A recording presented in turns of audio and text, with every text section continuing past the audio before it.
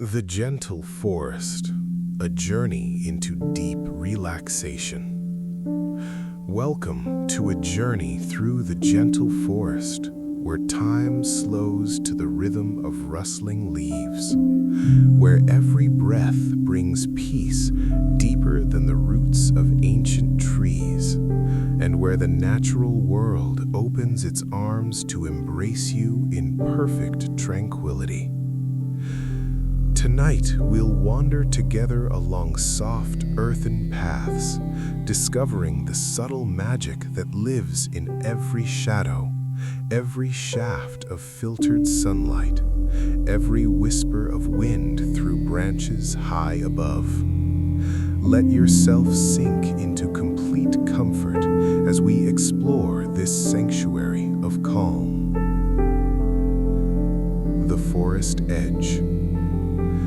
You're standing at the threshold between two worlds. Behind you stretches an open meadow, warm with afternoon sunlight, the grass swaying in gentle waves under a mild spring breeze. The air here carries the sweet perfume of wildflowers, clover and wild thyme releasing their fragrance as the sun warms them. Ahead, the forest rises like a green wall, not imposing but inviting, its boundary soft and gradual rather than sharp. This edge between meadow and woodland is a place of transition. Here, individual trees stand spaced apart, their lowest branches within easy reach. Young saplings grow in the shelter of these border trees, not yet tall enough to join the canopy, but reaching upward with patient determination. Shrubs create pockets of denser vegetation, their leaves catching the abundant sunlight that still reaches this transitional zone. As you take your first steps toward the trees, you notice how the quality of light begins to shift. The direct sunlight becomes dappled, broken into countless moving fragments by leaves that flutter in the breeze. These patches of light and shadow dance across your skin, across the ground, creating an ever-changing pattern that seems almost hypnotic in its constant, gentle motion. Scientists who study forests have discovered that tree canopies intercept approximately 95% of direct sunlight, creating the distinctive twilight atmosphere that exists even at midday within a mature forest. But here at the edge, you're experiencing something in between. A gradual dimming that prepares your eyes and your spirit for the deeper peace that awaits within. The temperature changes too, dropping several degrees as you move under the outermost branches. This cooling effect is one of the forest's many gifts. During summer, measurements have shown that the microclimate within deciduous forests tends to be about 2 degrees Celsius cooler than surrounding open areas. The trees create their own weather, moderating temperature and humidity, providing refuge from harsh conditions. Beneath your feet, the ground transforms. The short meadow grass gives way to a thicker layer of fallen leaves from seasons past. Each step produces a soft crinkling sound, a gentle rustling that seems to announce your arrival to the forest itself. These leaves are not mere debris, but an essential part of the woodland ecosystem, slowly decomposing to return nutrients to the soil, creating the rich humus that nourishes new growth. You pause for a moment, standing in this threshold space, and take a deep, intentional breath. The air tastes different here. It's fresher, cleaner, carrying subtle scents you don't encounter elsewhere. There's the green smell of growing things, the earthy aroma of soil and decay, and something else, something almost imperceptible but deeply pleasing. This is the forest breathing, its atmosphere reaching out to greet you, to begin the work of transformation that happens when we surrender to nature's embrace. Into the woods. Moving deeper along the path, you become increasingly aware of how the forest is organized into distinct vertical layers, each one creating its own small universe. Above you stretches the canopy, that uppermost realm where mature tree crowns spread their branches wide. This is the forest's ceiling, the place where most photosynthesis occurs, where energy from the sun is captured and transformed into the chemical energy that powers the entire ecosystem. The canopy here consists primarily of oak, maple, and beech trees, their broad leaves creating an interlocking roof of green. These trees are old, many of them having grown here for decades, some for more than a century. Their trunks are thick and solid, bark deeply furrowed with age, each groove and ridge telling a story of seasons survived, of storms weathered, of countless days of quiet growth. The trunks rise straight and true for 40 or 50 feet before the first major branches emerge, reaching sideways to claim their share of sky. Look up, and you'll see how these crowns interweave, branches from neighboring trees sometimes touching, sometimes leaving small gaps through which brilliant blue sky is visible. Light filters through this leafy ceiling in constantly shifting patterns as the breeze moves branches, as clouds pass overhead. The effect is mesmerizing, like watching light through water, ever-changing, yet fundamentally peaceful. Between this high canopy and the forest floor exists the understory, a middle realm that many people overlook, but which contains the greatest diversity of plant species in the woodland. Here grow younger trees, still reaching toward the light, along with tall shrubs and shade-adapted flowering plants. The understory receives only about 2 to 15% of the sunlight that reaches the canopy, yet life thrives in this dim realm. The plants here have evolved remarkable adaptations to low light conditions, with larger leaves to capture every possible photon, with efficient photosynthetic systems that make the most of limited energy. You notice a dogwood tree, its branches spreading horizontally in the characteristic flat-topped form that maximizes light capture. In spring, this tree would be covered with white or pink blossoms, but now, in late spring, it wears its summer foliage, leaves arranged to overlap minimally so each receives its portion of filtered sunshine. Nearby, a young beech tree grows in the perpetual shadow of its parent, its smooth gray bark almost luminous in the dim light. This sapling has been growing here for perhaps 20 years, adding just inches of height each year, patiently waiting for the day when a gap opens in the canopy above, when one of the old giants falls and sunlight floods down, triggering a race for the sky. While the canopy might contain only 3 or 4 different tree species in any given area, the understory beneath can host dozens of different plants, each finding its own particular niche. This is where the forest's biodiversity truly lies, in this complex middle layer, where shade and sunlight, moisture and dryness create an intricate mosaic of microhabitats. At your feet, the forest floor creates yet another world. Here, at ground level, where only 2% of sunshine penetrates, specialized plants make their home. Ferns unfurl their delicate fronds in a cluster beside the path, their leaves arranged in perfect mathematical spirals. These ancient plants, whose lineage stretches back hundreds of millions of years, thrive in the cool, humid conditions of the forest floor, their presence a sign of the woodland's health and balance. Mosses carpet the bases of trees, cover fallen logs in soft green velvet, create miniature landscapes on rocks and stumps.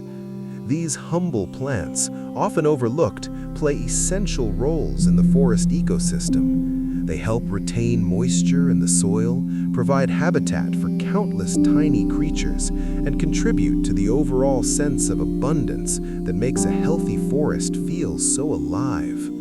When you look closely at moss, really look, you see whole miniature worlds, tiny forests within the forest, complex structures existing at a scale we rarely notice. The path winds deeper into the woods, and you follow it at an unhurried pace, giving yourself permission to move slowly, to notice, to simply be present. There's no destination to rush toward, no schedule to maintain. The forest operates on a different timeline than the one we usually inhabit, and as you walk, you begin to sync with this slower rhythm. Your breathing deepens and slows. Your heartbeat finds a calmer tempo. Thoughts that were chattering through your mind begin to quiet, spacing out, losing their urgency. The forest's voice. As your footsteps carry you forward, you become increasingly aware of the sounds that surround you. The forest is never truly silent. Instead, it hums with a subtle symphony of natural sounds, each contributing to an atmosphere of profound peace. Overhead, you hear the calls of songbirds moving through the branches. In temperate deciduous forests like this one, migratory songbirds account for up to 75% of all bird species during spring and summer months. These crucial breeding grounds come alive with their music. Each species has its own distinctive call, its own role to play in the forest's acoustic environment. The clear, flute-like melody of a wood thrush drifts down from somewhere in the canopy. This bird's song is considered one of the most beautiful in the natural world, a series of liquid notes that seem to embody the very essence of the forest's peace. Researchers have discovered that listening to birdsong can significantly improve mood and reduce feelings of anxiety and depression. The human brain seems wired to respond positively to these natural sounds, perhaps because our ancestors evolved in environments very much like this one. When we hear birdsong, something ancient in us recognizes it as a signal of safety, of a healthy environment where food and water are available. A chickadee calls its own name from a nearby branch, that familiar chickadee-dee-dee-dee, sounding almost conversational. These small, bold birds are year-round residents, and their presence indicates a stable, mature forest ecosystem. Listen carefully, and you might hear the scratching sounds of the chickadee searching bark crevices for insects, contributing to the forest's complex web of interactions. The wind itself becomes a musical instrument as it moves through the canopy. Each tree species creates its own distinctive rustle when wind passes through its leaves. Oak leaves produce a dry, papery sound, a crisp whisper.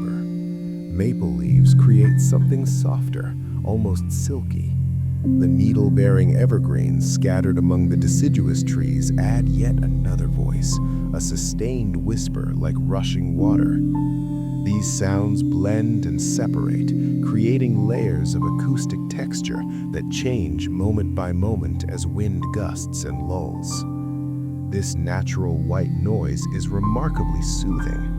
Unlike the harsh sounds of traffic or machinery, the rustling of leaves follows patterns that our brains find deeply calming. The rhythms are complex but not chaotic, varied but not jarring. Studies have shown that listening to sounds like wind through trees activates the parasympathetic nervous system, the part of our nervous system responsible for rest and digestion, for the state of calm that allows the body to heal and restore itself. Somewhere in the distance, you hear the gentle trickling of water. A stream cuts through the forest, its presence announced by that timeless sound of water flowing over stones. You alter your path slightly, following the sound, drawn by the promise of that most essential element. Moving through a stand of tall ferns, pushing aside their fronds gently as you pass, you come upon the stream. It's perhaps 3 feet wide, the water crystal clear, moving at an easy pace over a bed of smooth stones. The morning sunlight has found this gap in the canopy, and the water sparkles where light touches it, creating diamonds of reflected brilliance. You find a comfortable flat rock beside the water and sit, drawing your knees up, wrapping your arms around them, settling in to simply be here for a while. The sound of the stream becomes your entire world. That endless gurgle and splash, each moment unique, yet part of the same continuous flow, creates a meditation all its own. Moving water produces sounds that humans find almost universally calming. The acoustic patterns are rhythmic yet unpredictable, following mathematical principles that our brains recognize as natural rather than artificial. Research has shown that listening to flowing water can reduce stress hormone levels, lower blood pressure, and induce states of deep relaxation. This isn't just pleasant, it's therapeutic, a direct physiological effect that occurs whether we're consciously aware of it or not. You close your eyes for a moment, letting the stream's voice become everything. The chattering rush where water tumbles over a small cascade, the deeper burble where it swirls around a larger stone, the high tinkling where it spreads shallow over a gravel bar. All these voices combining into one seamless song, the ancient music of water following gravity's pull, forever seeking lower ground, forever moving, forever present. When you open your eyes again, you notice small movements in the stream. A water strider skates across a calm pool, its long legs dimpling the surface without breaking through. The physics that allow this insect to walk on water, the surface tension that supports its negligible weight, create tiny shadows on the stream bed below, shadows that dance and shift as the strider moves. Watching this simple interaction, insect and water and light, you feel a sense of wonder at the complexity hidden within the parent simplicity. The forest's pharmacy.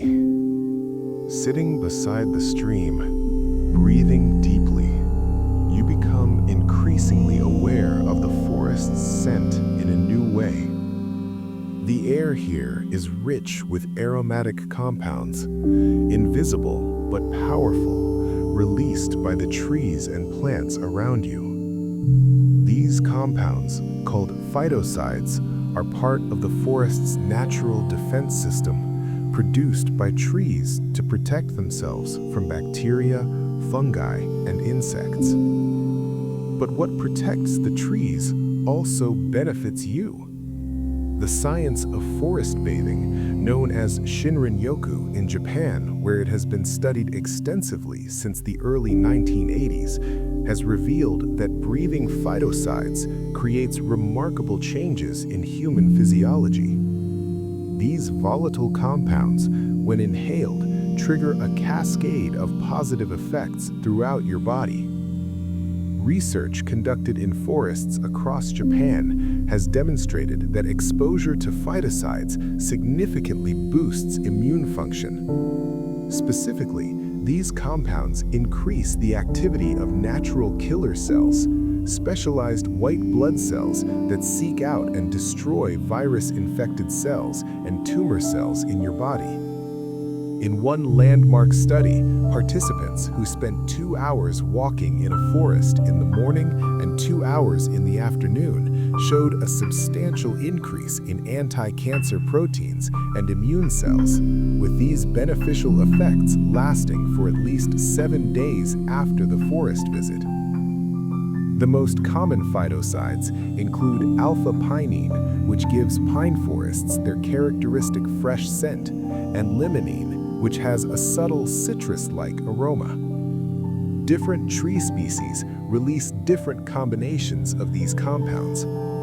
The evergreen conifers scattered through this forest, along with the oak trees that surround you, are particularly generous in their production of phytoncides. But the effects go beyond immune function. Breathing forest air has been shown to lower blood pressure, reduce the stress hormone cortisol in blood and saliva, decrease heart rate, and shift the balance of the autonomic nervous system toward a more relaxed state. Your sympathetic nervous system, responsible for the fight or flight response, becomes less active. Your parasympathetic nervous system, responsible for rest and restoration, becomes more dominant. These aren't subtle changes. In multiple studies conducted across 24 forests in Japan, involving hundreds of participants, the results were consistent and measurable. Salivary cortisol levels dropped significantly after just a short time in the forest. Blood pressure decreased. Pulse rate slowed. The body's own measurements confirmed what participants reported feeling: a profound sense of relaxation and peace. You don't need to consciously think about these benefits for them to occur. Simply by being here, by breathing, you're receiving them. The forest is doing its work, a gentle medicine that requires no prescription, no insurance approval, just presence and breath. With each inhalation, you're drawing in these beneficial compounds. With each exhalation, you're releasing the accumulated tension and stress of daily life. The Japanese researchers who pioneered this field have given us a beautiful term for these effects. They speak of forest bathing as immersing yourself in the forest atmosphere, letting it wash over you and through you. You're bathing in this healing air right now, absorbing its benefits through your skin and lungs, allowing the forest to work its ancient magic on your modern stress. Close your eyes and breathe deliberately, slowly, deeply. Feel the cool forest air entering your nostrils, flowing down into your lungs, spreading throughout your body. Imagine those invisible compounds, those phytoncides, traveling with your breath, reaching every cell, activating beneficial changes, promoting healing and restoration. With each breath, you're becoming healthier, more balanced, more at ease. The eternal cycle. Opening your eyes, you rise from your streamside seat and continue along the path, your body feeling more relaxed now, your mind quieter, more receptive to the subtle wonders around you. The path climbs gently away from the stream, winding upward through a grove of particularly old trees. Here stands an oak of exceptional age, its trunk so wide that 3 people linking hands could not encircle it. The bark is deeply furrowed, the grooves so deep you could fit your fingers into them. This tree has been growing here for at least 200 years, perhaps closer to 300. It was already mature when your great-great-grandparents were children. It may well continue growing here long after you're gone, a living link between past and future, a witness to the passage of countless seasons.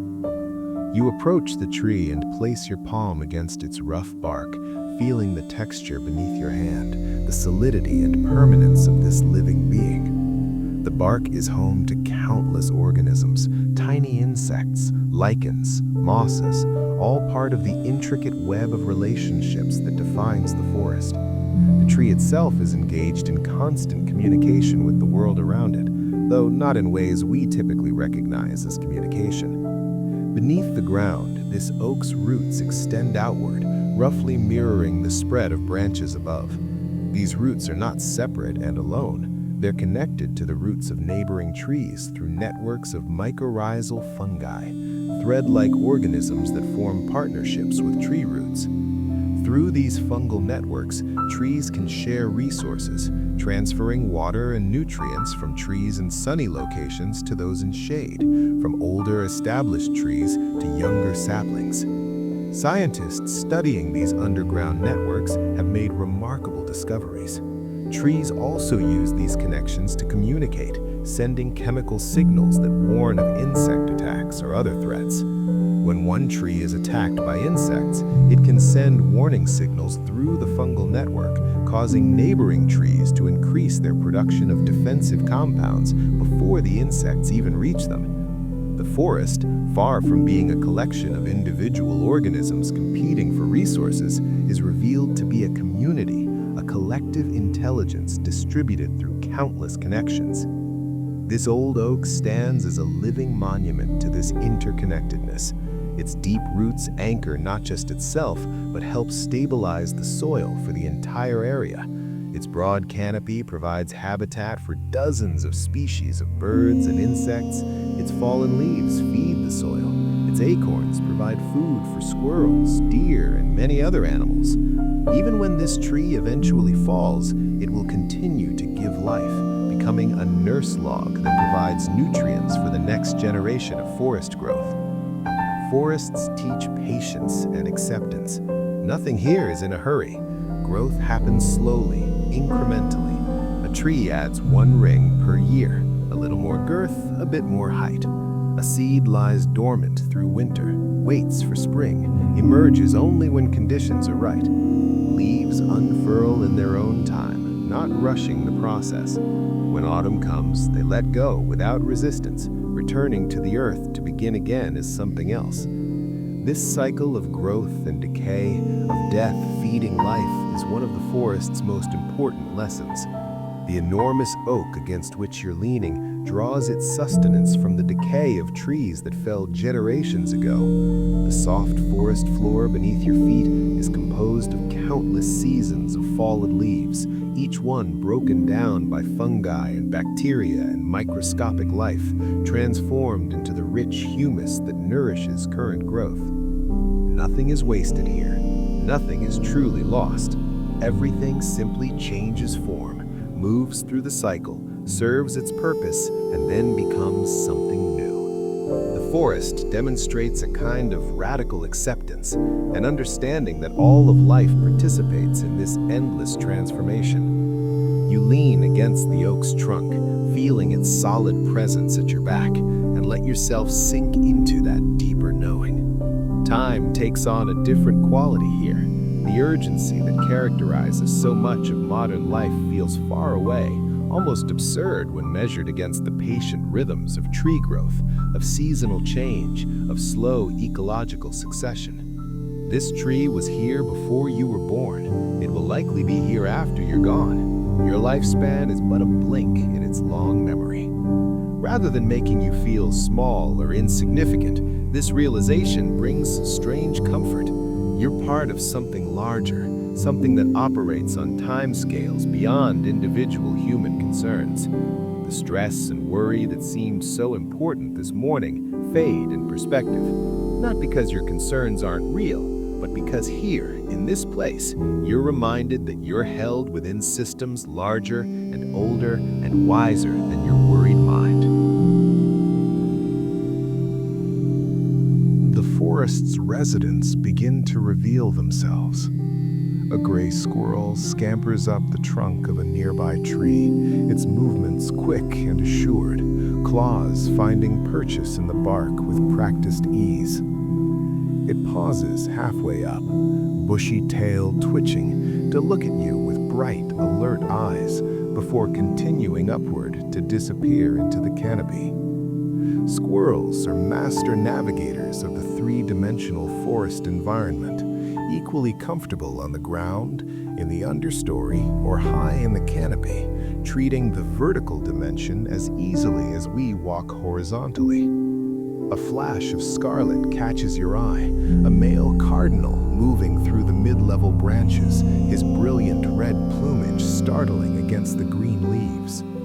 Cardinals are year-round residents of these forests, and the male's bright coloration serves to attract mates and establish territory.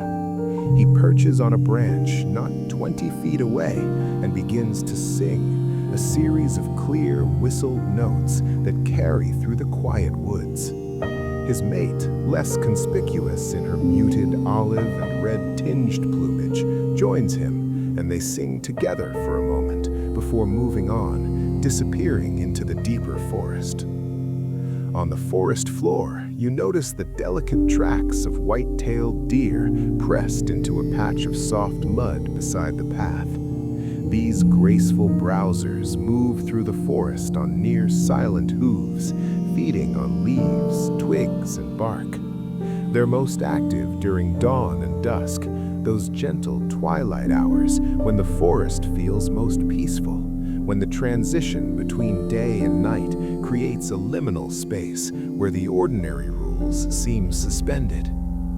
If you remain very still, you might see other creatures emerging from their daytime retreats. A chipmunk appears from beneath a fallen log, cheeks bulging with seeds it's carrying back to its underground burrow.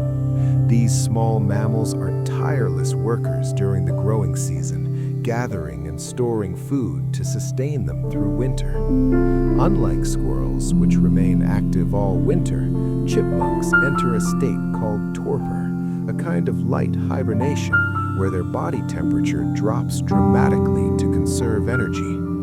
The leaf litter rustles near your feet, and you look down to see a small creature moving through the fallen leaves.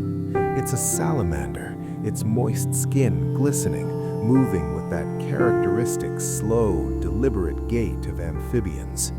Salamanders live in the leaf litter and under rotting logs, their presence requiring the humid conditions that the forest floor provides. They're voracious predators of insects and other invertebrates, playing an essential role in controlling populations of smaller creatures. Some species of salamander found in temperate forests are among the most abundant vertebrates in these ecosystems, yet their secretive nature means they're rarely observed. An entire hidden world exists at ground level, teeming with life we almost never see. At night, this forest takes on a different character. Owls become active, their exceptional hearing and vision allowing them to hunt in near complete darkness. The eastern screech owl, despite its name, produces a variety of sounds, including a soft, descending whinny that seems to embody the mystery of the night forest. Great horned owls offer their deep, resonant hoots, sounds that seem to echo from ancient times, connecting us to the long history of predator and prey, of life and death and life again. Even in the brightest day, the forest floor remains fairly dim, and at night it becomes profoundly dark, the kind of darkness that's increasingly rare in our artificially lit world. Yet this darkness is alive with activity, with hunters and hunted, with creatures that have evolved to thrive when most of us sleep. The science of healing. You've been in the forest for perhaps 2 hours now, though time has lost its usual precision here. Your watch, if you thought to check it, would confirm the passage of minutes, but your experience of time has shifted into something more fluid, less linear. This temporal distortion is itself part of the forest's gift. Scientists studying the effects of forest immersion have documented remarkable changes that occur in people who spend time in natural environments. The changes you're experiencing right now are not just subjective feelings, but measurable physiological shifts. Your prefrontal cortex, the part of your brain associated with directed attention and problem solving, has become less active. This allows other parts of your brain to come forward, particularly those associated with sensory experience and emotional regulation. The result is a shift from the focused, often stressful mode of consciousness you inhabit much of the time toward a more receptive, peaceful state. Your autonomic nervous system has shifted its balance. The sympathetic nervous system, responsible for the fight or flight response, has become less active. The parasympathetic nervous system, responsible for rest and restoration, has become more dominant. This shift manifests in multiple ways. Your heart rate has decreased, your blood pressure has dropped, your muscles have relaxed, cortisol levels in your bloodstream have fallen. All of these changes happen naturally, without effort, simply as a result of being present in this environment. The forest does its work on you whether you consciously think about it or not. Researchers using standardized psychological tests have consistently found that forest exposure reduces measures of anxiety, depression, anger, fatigue, and confusion, while increasing feelings of vigor and energy. The Profile of Mood States test, widely used in psychological research, shows clear improvements across multiple dimensions after just a short time in nature. Perhaps most remarkably, these benefits appear to accumulate over time and persist after leaving the forest. Regular forest bathing, spending just a few hours per week in wooded environments, can lead to lasting improvements in immune function, stress resilience, and overall well-being. The body seems to remember the forest, to carry some of its peace and balance forward into daily life. The effects are not merely short-term feel-good experiences, but appear to have genuine health implications. Studies have shown improvements in blood pressure sustained over days and weeks, enhanced immune function persisting for a week or more, better sleep quality, reduced inflammation markers, lower blood sugar levels in diabetic patients. The Japanese researchers who pioneered this field have proposed that forest environments represent the conditions under which humans evolved, and that our bodies and minds are fundamentally adapted to natural settings. In this view, the stress and illness that characterize much modern life stems in part from our disconnection from nature. Forest bathing, then, is not adding something foreign, but returning to something essential, reconnecting with environments for which we're fundamentally designed. Deep into the green. You push yourself up from the oak, your body feeling loose and relaxed, your mind clear and calm, and continue deeper into the forest.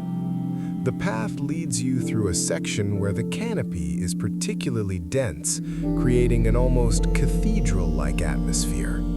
The light here is dim and green-tinted, filtered through layer upon layer of leaves until it seems less like light and more like liquid, like you're walking through water filled with tiny floating particles of luminescence. The silence here is profound. The bird calls have faded into background whispers. Even the wind seems hushed, as if the forest itself is holding its breath. Your footsteps on the leaf-covered path are the loudest sounds, and even these are muffled, absorbed by the soft, organic matter beneath your feet. This section of old-growth forest has a different quality than the younger areas you passed through earlier. These trees are ancient, spaced further apart because each one requires a large territory to support its massive crown. The understory here is more open, with less of the dense shrub layer you saw near the forest edge. Light is so limited that only the most shade-tolerant plants survive, and the forest floor is carpeted primarily with ferns and mosses. You notice how quiet your mind has become. The constant internal chatter that usually fills your consciousness has receded to barely a whisper. Thoughts arise but seem to have less weight, less urgency. They drift through like clouds in a clear sky, appearing and dissolving without demanding attention or triggering emotional responses. This mental quiet is one of the most precious gifts the forest offers. In our normal lives, we're bombarded with stimuli, with demands on our attention, with things requiring our response. The mind adapts by becoming perpetually vigilant, constantly scanning for threats or opportunities, never truly resting, even during what we call relaxation. The gentle, undemanding environment of the forest allows a different mode of consciousness to emerge, one characterized by presence rather than constant evaluation, by receptivity rather than aggressive seeking. The path begins to climb more steeply, winding up the side of a low ridge. The exertion required is mild, just enough to make you more aware of your breathing, to feel your muscles working gently as your legs carry you upward. This light physical activity enhances the forest's benefits. Movement improves circulation, helps distribute those beneficial phytosides throughout your body, produces its own stress-reducing endorphins. Yet you're moving slowly enough that you remain in a relaxed state, never crossing the threshold to exercise that would activate stress responses. At the top of the ridge, the forest opens slightly. A large tree has fallen sometime in the past year, its massive trunk now lying across the forest floor, already becoming covered with moss and shelf fungi. Where the tree once stood, sunlight pours down through the gap in the canopy, creating a bright pool of light surrounded by the forest's dimness. This gap will trigger changes that ripple through the forest community. Young trees that have been waiting in the understory for precisely this opportunity will now race upward, competing to claim the newly available sunlight. In 5 years, several will have surged above their neighbors. In 20 years, one will likely have won the race, its crown spreading to fill the gap, restoring the canopy's continuity. The fallen tree itself will take decades to decay completely, slowly giving back the carbon and nutrients it accumulated over its long life, feeding new growth through its decomposition. You find a comfortable spot on the massive trunk and sit, looking out over the forested slope below you. From this slightly elevated position, you can see the canopy stretching away, an undulating green surface that seems to roll like waves. Here and there, an especially tall tree stands above its neighbors, its crown fully exposed to sun and wind. These emergent giants grow in the same soil as their shorter neighbors, but somehow found the resources, the combination of genetics and opportunity to surpass them. The rhythm of seasons. This forest you're experiencing now shows itself clothed in late spring greenery, but it wears many different faces throughout the year. Temperate forests are defined by their seasonal cycles, the way they transform themselves in response to the Earth's journey around the sun. In spring, when the canopy is not yet fully leafed out, extraordinary things happen on the forest floor. Wildflowers bloom in abundance, taking advantage of the brief window when sunlight still reaches the ground. Trilliums unfold their 3-petaled flowers. Jack in the pulpit raises its hooded spathe. Spring beauty carpets the ground with delicate pink-striped blooms. These spring ephemerals complete their entire reproductive cycle in the few weeks between snowmelt and canopy closure, then spend the rest of the year dormant beneath the ground. Birds return from winter migrations, filling the forest with song as they establish territories and seek mates. The woods ring with voices that have been absent for months. Tiny tree frogs emerge from their winter torpor and gather at vernal pools to breed, their high-pitched calls creating a chorus that can be heard for remarkable distances on warm spring nights. New leaves unfurl on every branch, that impossibly fresh, bright green that exists only in spring, before summer sun darkens and toughens the foliage. As spring transitions into summer, the canopy fills in completely, creating deep shade on the forest floor. The temperature beneath the trees remains moderate even as days grow hot. This natural air conditioning is another gift the forest provides, a refuge from the heat of the season. Summer is a time of growth and abundance. Trees are engaged in their most active photosynthesis, leaves working constantly to convert sunlight into chemical energy. The understory is lush and green. The forest floor, though deeply shaded, sustains its own community of plants and animals adapted to low light. Then comes autumn, and the forest undergoes its most dramatic transformation. As days grow shorter and temperatures cool, deciduous trees begin the process of shutting down their leaves in preparation for winter.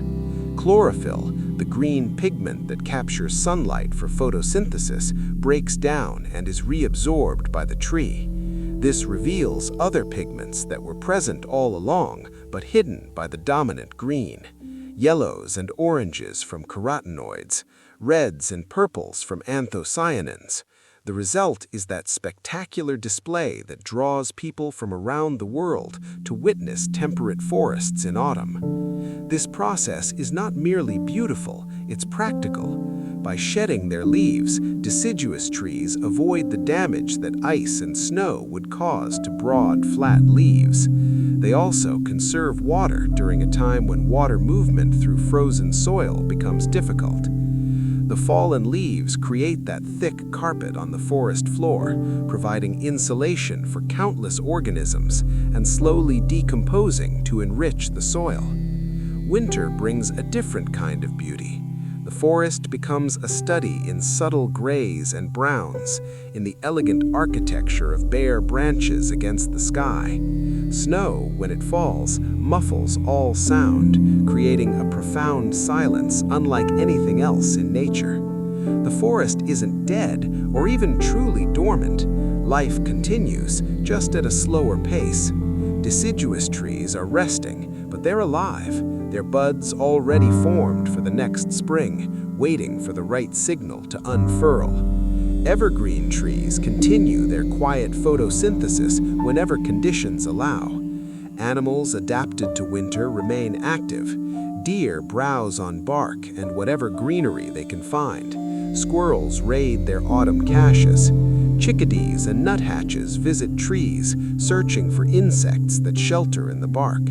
The forest maintains its own internal warmth even in winter, temperatures within the woods remaining warmer than the surrounding landscape thanks to the insulating effect of vegetation and the heat retained in the soil. Twilight in the woods. The afternoon has progressed while you've sat here on the fallen log, and you notice the quality of light beginning to shift.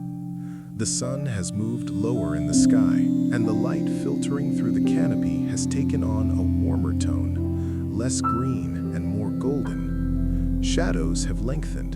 The forest is transitioning into evening. This time of day has its own particular magic. Diurnal creatures, those active during daylight, begin to settle in for the night. Birds find their roosting spots and grow quiet. Squirrels return to their nests. The forest's attention turns inward, preparing for the hours of darkness. As the light fades, your other senses become more acute. You become more aware of sounds, the crack of a twig as some unseen creature moves through the understory, the soft hoot of an owl beginning its nightly activities. The evening air carries scents more richly, the dampness rising from the earth, the complex aroma of decomposition and growth intermingled. This twilight hour, this transition between day and night, has always held special significance for humans.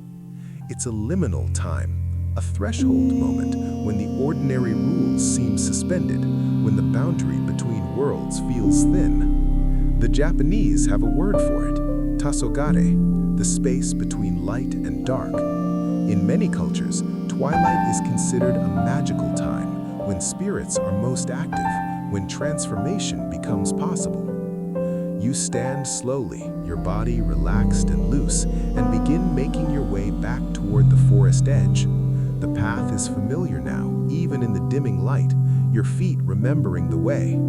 You walk unhurried, savoring these final moments surrounded by trees, breathing this healing air, feeling this profound peace that has settled into your bones. As you walk, you carry the forest with you in ways both visible and invisible.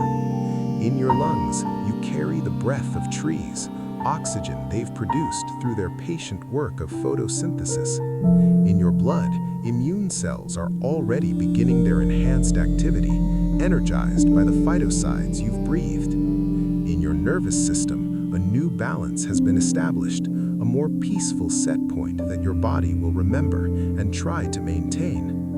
Most importantly, you carry the forest in your awareness, in the felt sense of connection with something larger than yourself, with the living world that sustains all life, including your own. You've been reminded that you're not separate from nature, but part of it, that your well-being and the forest's well-being are not different things, but aspects of the same greater whole. Returning changed. The forest edge appears ahead, that threshold between woodland and meadow where you began this journey. The light here is different now, the low sun casting long shadows across the grass, painting everything in shades of gold and amber.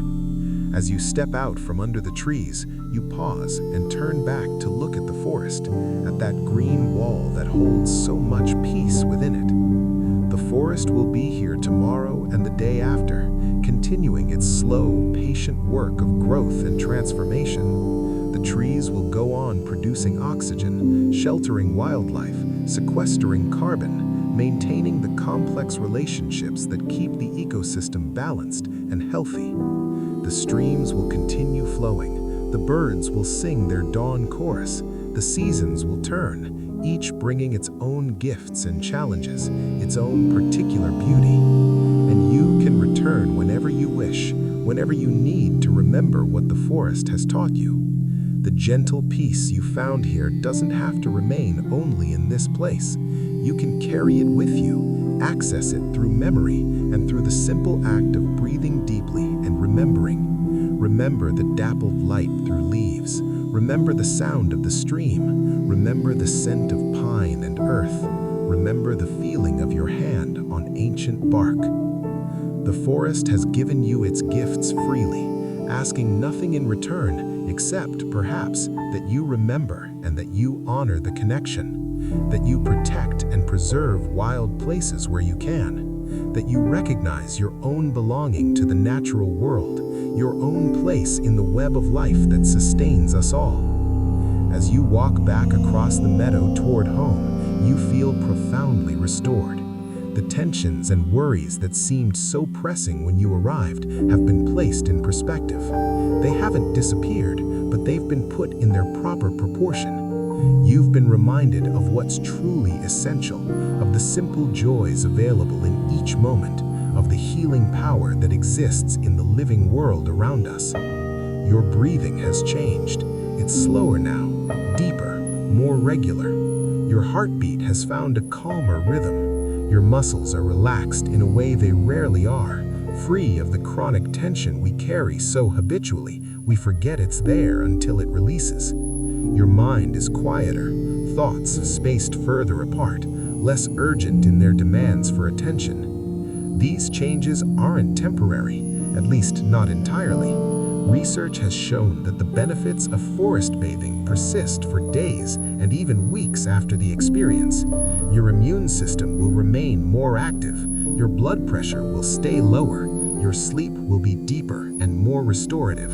The memory of this peace will remain accessible, something you can return to in your mind, even when you can't physically return to the forest. The night forest.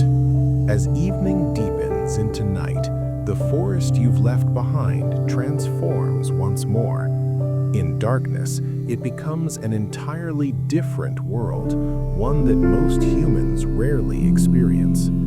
Our ancestors knew the night forest well, But electric lights and indoor living have separated most of us from this primal experience. If you were to return to the forest now in full darkness, you would discover new wonders. Your eyes would slowly adapt, learning to work with starlight and moonlight instead of sun. Forms would emerge from the darkness, trees becoming visible as darker shapes against the slightly lighter sky. Your other senses would sharpen to compensate for reduced vision. Every sound would seem amplified, every rustle pregnant with meaning. The night forest is louder in some ways than the day forest. Owls call to each other, their voices carrying across surprising distances. Small mammals that spend daylight hours hidden emerge to forage, and their movements through the leaf litter create constant rustling. Tree frogs sing from their perches, each species with its own distinctive call. In late spring and summer, the mysterious calls of whippoorwills echo through the darkness, repeating their name over and over with hypnotic persistence. Some creatures become bioluminescent at night. Foxfire, the glow produced by certain fungi growing on decaying wood, creates eerie green lights on the forest floor. Fireflies drift through the understory in summer, their synchronized flashing creating living constellations that rival the stars above.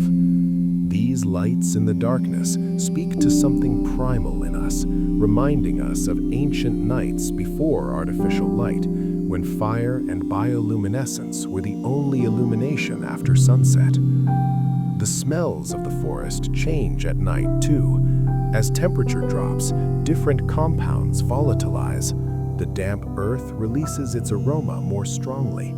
The green growing smells of day give way to the darker, richer scents of decomposition and fungal growth. For creatures that navigate primarily by scent, like many nocturnal mammals, the night forest is a landscape of odor as complex as the visual landscape we experience by day. Standing in the night forest requires a different kind of courage than walking in daylight. The darkness triggers something ancient in us, a wariness inherited from ancestors for whom night truly meant danger. Yet there's also profound peace in this darkness, a sense of being embraced by something larger and older than the individual self. The night forest reminds us that we're part of the natural world, subject to its rhythms, dependent on its gifts. The wisdom of trees. The trees themselves, those ancient presences that create and define the forest, have much to teach us if we're willing to listen. Their mode of existence is so different from ours, operating on such different timescales, that understanding them requires a fundamental shift in perspective. A mature oak or maple grows so slowly that the change is imperceptible from day to day or even season to season. Only by marking a tree's height and returning years later do we perceive its growth.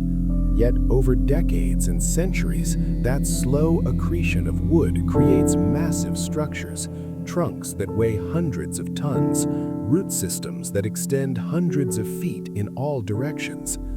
This patience, this commitment to slow, steady, incremental progress stands in sharp contrast to our modern obsession with speed and immediate results. Trees remind us that important things often take time, that lasting growth cannot be rushed, that there's wisdom in moving through life at a pace that allows for deep roots and solid structure.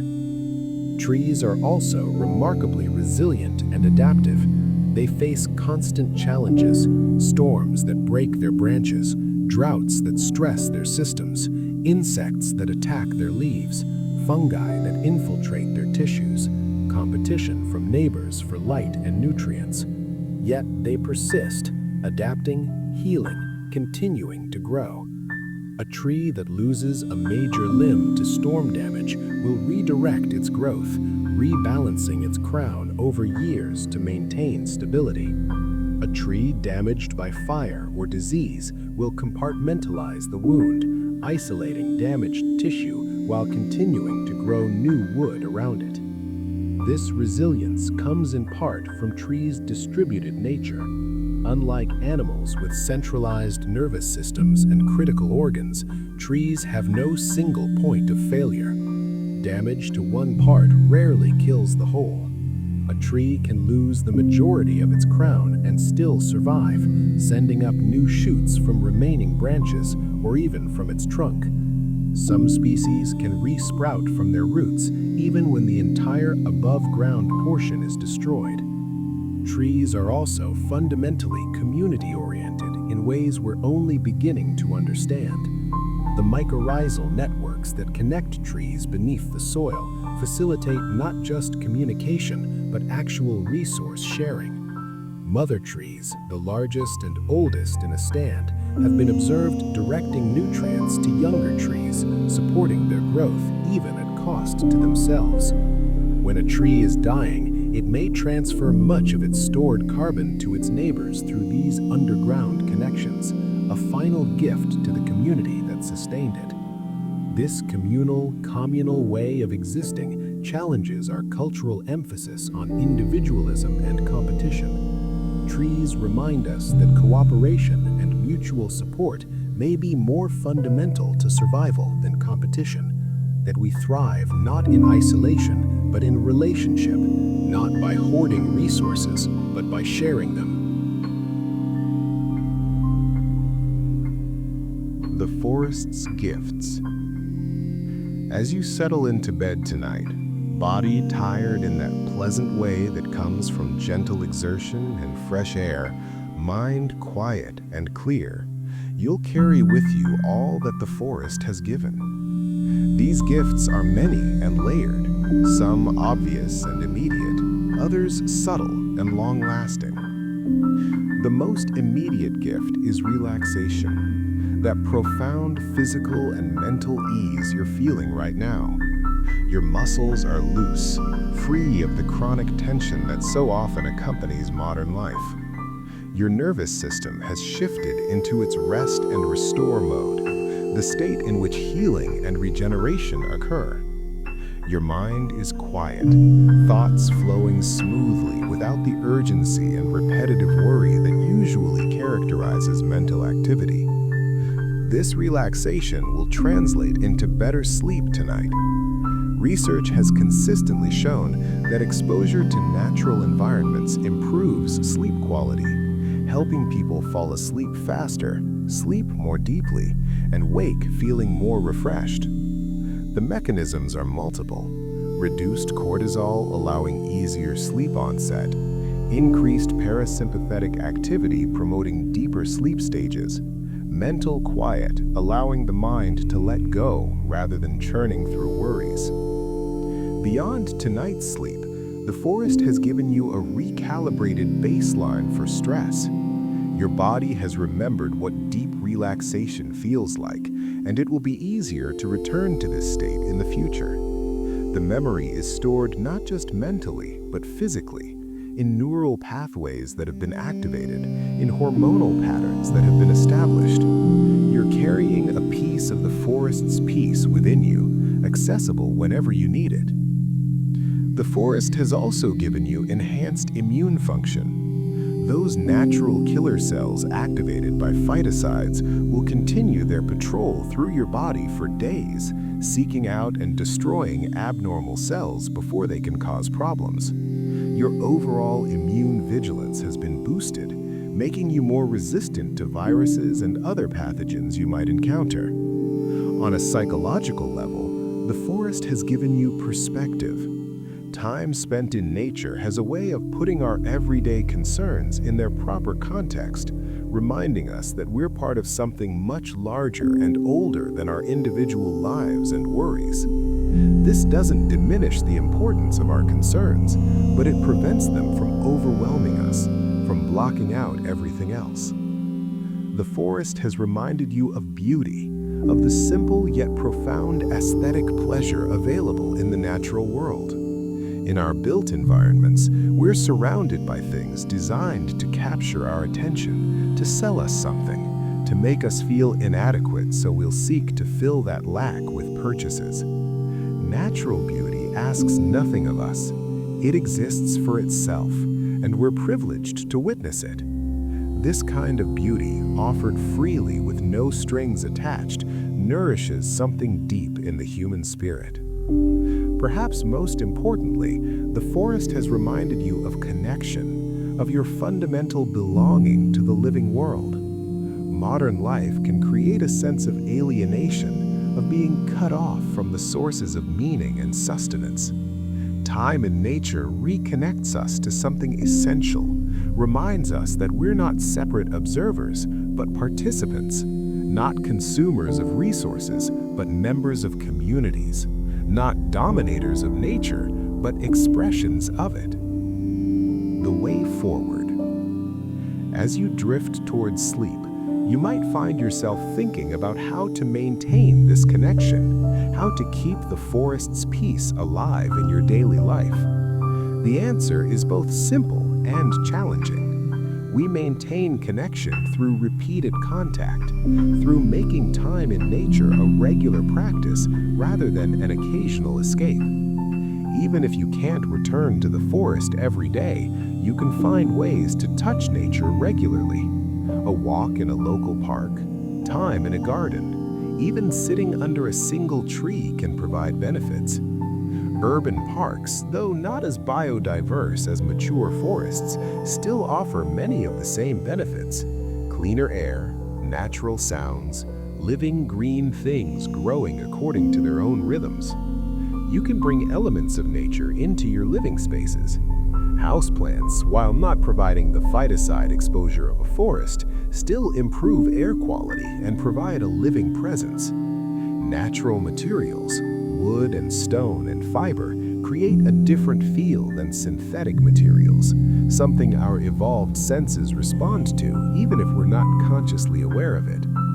Natural light, whether sunlight through windows or full-spectrum artificial light that mimics it, affects mood and circadian rhythms in important ways. You can cultivate awareness of the natural world even in urban settings. Notice the trees that line your street, watching them progress through the seasons. Observe the birds that visit your neighborhood, learning to identify their calls.